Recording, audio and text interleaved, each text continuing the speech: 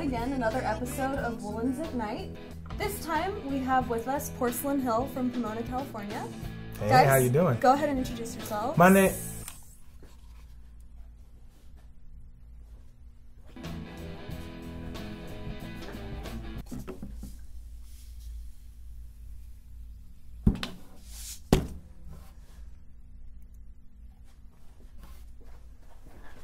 All right. Okay, guys, Cool. Go ahead and introduce yourselves. Hi, so I'm Big D. Well, Darnell, but I go by Big D, so it's a thing. Well, I'm Jacob, and I go by either the Kid or Lil Jack. And I'm Natalie, I go by Wildfire. Okay. Yeah. So, much like the White Stripes, you guys began as a duo. Correct. So, when and why did you decide to change your dynamic and become a trio? There's a combination of things, really. I'll start it off.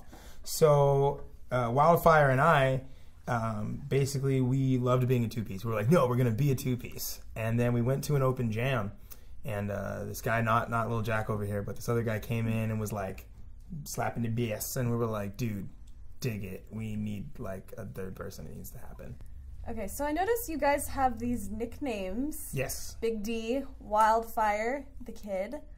Can you tell us what's the story behind them? Mm-hmm.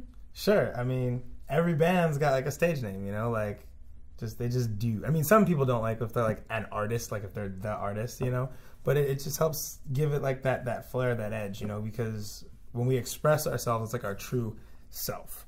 You know, everyone's got like their real person. And so I'm Big D because Darnell, people don't remember that all the time. And so instead of like capital D, because that sounds like too gangster, it's Just D? Yeah, just Big D. Because there's a lot of D's out there. Like, oh, I'm D. Oh, I'm D. Oh, okay, well, I'm Big D. I'm taller. Yeah, you're a pretty big guy. Thank you. Makes sense. I mean, and me, on the other hand, I was considered the Kid because... Still are. Nah, I was the youngest one of the group. I was 19 when I joined these guys. Gonna be 20 years old, but I was 19, and ever since then, when they first saw me, I spoke like a little girl, so they considered me the Kid, and it kind of just stuck with it, really, for me. Okay, and? Yeah, for me it was kind of a, you know, I've always kind of like wanted to have a stage name. I always thought it was really cool. I never really liked my real name growing up, but mine was a little combination of a few things. So like Wildfire came from actually a compliment I had from a show that we did in I think Corona, and it was basically you know, the person was a barber, and he was like, hey, he was like, you know, like I wanna like cut hair the way she plays drums, like passionately again, you know. And then also from my older sister working at a studio, hearing the people she works with and how passionate she was to tell me every time she got excited to work with someone, you feel that fire. And that was one thing I want to do as a drummer is spread good energy and do what I do passionately and spread that fire and let that fire live inside of me. And, you know, like everybody dies when their passion dies. So Wildfire, you know, send out positive vibes and let it spread like wildfire. That's kind of my Man, thing. I like that. Thank you. So fans could easily identify your sound with the likes of Black Keys, Jimi Hendrix, Alabama Shakes. How do you guys feel about being defined in that way? It's a double-edged sword. It's bittersweet. I mean, on the one end, there's pros and cons to that because there's people who both love and hate those artists. So if they hear, oh, you sound like that, if they like that artist, it's awesome. Yep. If they don't like that artist, it's a problem. I mean, obviously, I think all of us really are fans of those bands, especially, you know. And so for me, I personally, I think that's awesome. Like I do too. When they're like, oh, you guys sound like Jimi Hendrix, I'm like, dude, that's a huge compliment. So thank you. So I definitely, you know, I appreciate that. And anytime someone's establishing you with that, it's kind of like they're saying, hey, you sound like you're real, you know. I especially if they mean it as a compliment. On top of having an energetic and soulful rock sound, you guys seem to have a lot of interesting lyricism going on. Your track titled "The Dream" is not only fun, but it tells audiences to keep pursuing their dreams. It's a good message. So your EP titled "Treasure in the Attic" also has a song featuring that same title with yet another poetic and powerful message. So what's the significance behind these songs? Honestly, it's our whole persona and who we try to embody. You know, we feel, you know, Porcelain Hill, if you were ever to meet Porcelain Hill, if this was a person, you know, they'd be like the underdog. They'd be like that person, almost like that Marty McFly or that Ferris Bueller in a sense, you know, like you want to see him succeed, you know, you're rooting for him, but they got a lot to go up against, and I feel a lot of people can relate to that, you know, especially in today's society. Like, there's just so much that you have to fight against, and sometimes it feels like things are just weighing in on you and pushing down on you, and it's so, you know, I can't do it, I can't make it. No, you can. You just got to believe in it and just keep chasing it. You know, that's like going into like we have a new album coming out, for instance, and the title of that's going to be "See It Now." You know, and the whole thing behind that is, you know, whenever you want something in life, you know, whatever dream or aspiration it may be, you know, before you live it, then you have to see it now, and then go from there. Now, Natalie, this next question is for you. It's really awesome whenever there's a female member who plays a really integral part, especially the drums. So why the drums? And then how has your experience in the music industry been so far? The drums, there's no feeling like playing drums. I did play a few other instruments growing up, but playing drums is just like, unless you play drums, I think you just don't understand. And I encourage everyone that doesn't play drums to try it. But yeah, being a female musician, I've had my ups and downs. What I do like is the fact that, you know, you brought up being an underdog. I was always underestimated, you know, and that pushes me that much more, you know, and you know what, that's another reason why sometimes I rather introduce myself as, like, with the stage name, and it's funny because my sister does it too. She works in the music industry, and she goes by a name. It's similar to her name, you know, but it sounds like a guy-girl name. So like usually people think it's a guy. So when I like, you know, tell people about our band, or like when they, you know, I rather have them use my stage name. That way, like, they don't assume like, oh, chick drummer, like, oh, they're gonna suck, you know. I've had my cases of that, and I've actually had, you know, bands I was in where, you know, some certain members were like, oh, we don't really want another chick in the band, or like, oh, blah blah blah. And you know what, we encounter those situations, and you just gotta let that push you more instead of bring you down, you know. So help support each other, because it's a doggy dog world, you know. Seriously. How they say, and so just support each other, push each other, and just learn from whoever you can, whether it's a male, female, and don't be afraid to compare yourself to people that you just feel like you're not on their level, because they're so amazing, because that should just push you much more, you know. It's real. It's real. Yeah. I like that answer a lot. Now, Darnell, you sing lead vocals for Porcelain Hill. I do. But in some of your songs, Natalie, you're backing him up. You get to hear your vocals as well. So in the future, how do you guys plan on utilizing your voices together? It's interesting that you bring that up. None of us are going to sing anymore. We're going to be an instrumental band. No, I'm totally kidding. I actually like that. Ouch. No, no. Soft spot for instrumental. What we basically we played South by Southwest this year, and out there, one of the things we talked about was vocals and how to both improve them, how to change them, what can we do, where can we improve, what can we work on.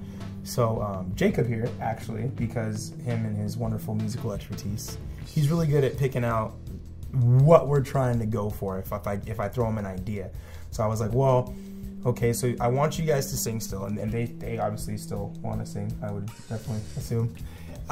You know, but we definitely want to keep it like a good balance where it's not just like where people are trying to be like, okay, who's singing, what's going on, and confuse our audience, you know. So we use the example for Crosstown Traffic, which is a Jimi Hendrix song, and there's backup vocals in there that are definitely present and audible, and they make it full, kind of in the same way that Ringo just plays the drums the right way for the Beatles. You know, those vocals just come in and make the song and tie it up, and that's what we're shooting for with their vocals and their vocals as well. So your next album then is going to be, would you say, a lot more different than your Hell yes.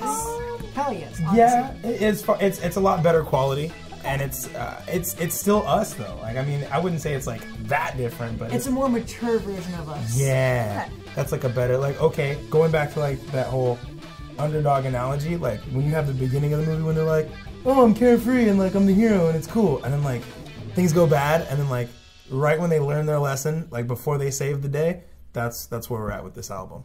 So we're gonna come and get you and give it to you. Look forward to it. Yeah. something to. All right. Well, thanks, guys, for taking the time to sit down with me and answer these questions. Let's go upstairs and hear what you guys are made out of. Let's do it. Let's rock out. Okay. Let's do it. Go ahead and hit it for him 1 time. Hit it for him 2 times. Hit it for him 3 times.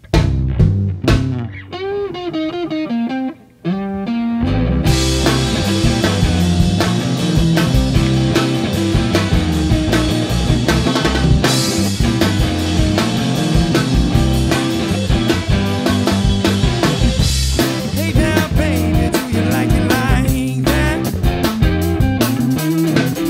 I love how when I throw it out there, you always bring it right back. Oh, pretty mama, you got everything I need. I only got love to give, but you can have everything. I'ma give it to you. I'ma give it to you. I'ma give it to you. I'ma give it to you. Woo! Baby, when you shake it like that, you make my feet go move and my hands clap. Get up on the dance floor, shake your tail, fella, now. I'ma show you a good time and love you till my heart gives out. I'ma give it to you. I'ma give it to you. I'ma give it to you. I'ma give it to you. Check it out now. Shake it, baby. Oh, shake it, baby. Come on, darling. Come on, darling. Break it down. Break it down. Bring it back up. Bring it back up. Bring it back up. Bring it back up. Bring it back up. Bring it back up. Bring it back up. Bring it back up. Bring it back up. Wow.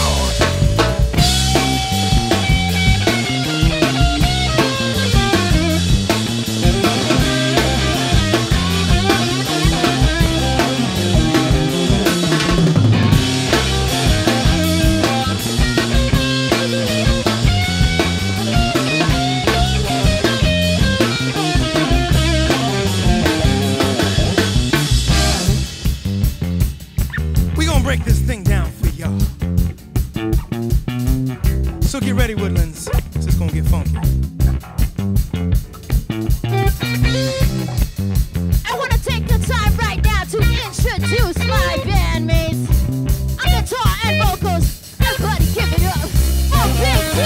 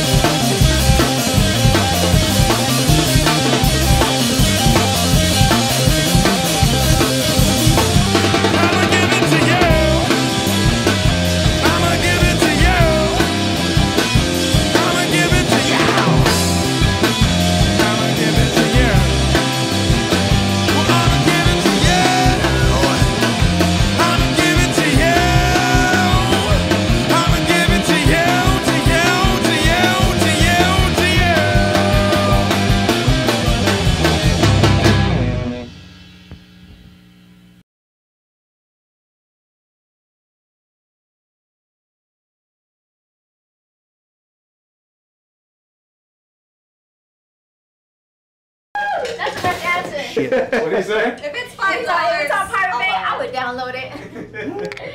I respect that. Hell yeah.